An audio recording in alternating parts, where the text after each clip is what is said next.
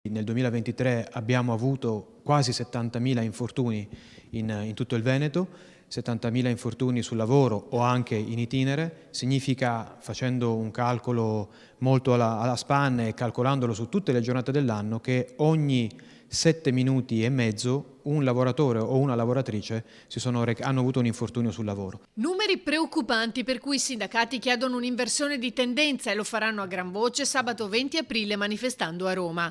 Salute, sicurezza nei luoghi di lavoro, salario e fisco. 4 tematiche legate tra loro, evidenzia il sindacato. E laddove c'è sicurezza sul lavoro, laddove c'è un lavoro stabile, laddove c'è una sanità che riesce con il suo personale a rispondere alle esigenze di un territorio, perché oggi abbiamo 70.000 medici in meno nel nostro paese, non in regione ma in tutto il paese, significa che abbiamo una sanità che ha bisogno di personale, che deve rispondere a quello che succede, e purtroppo ai tanti infortuni noi abbiamo bisogno di avere tante persone che possano intervenire. Abbiamo bisogno di più ispettori sul lavoro che possano controllare le aziende. C'è poi un particolare aspetto che si vuole mettere in evidenza. Dà molto fastidio che ci si concentra sempre sulla produttività, sui profitti, sugli utili, ma non si riesce mai in qualche modo a comprendere che ad esempio la tecnologia, oltre a aumentare la produttività, potrebbe aiutare a ridurre gli infortuni e le morti sul lavoro e anche le malattie professionali. Perché non c'è questo tipo di attenzione? Perché l'attenzione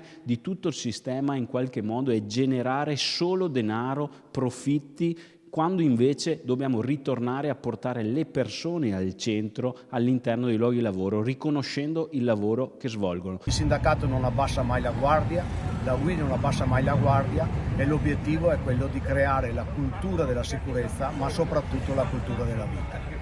Noi manifesteremo finché non riusciremo ad ottenere questo risultato. L'appuntamento sarà alle 9:30 in piazzale La Malfa. Dal Veneto partiranno migliaia di persone perché sentiamo proprio la spinta dei nostri iscritti, delle nostre iscritte, ma dei lavoratori e lavoratrici in generale,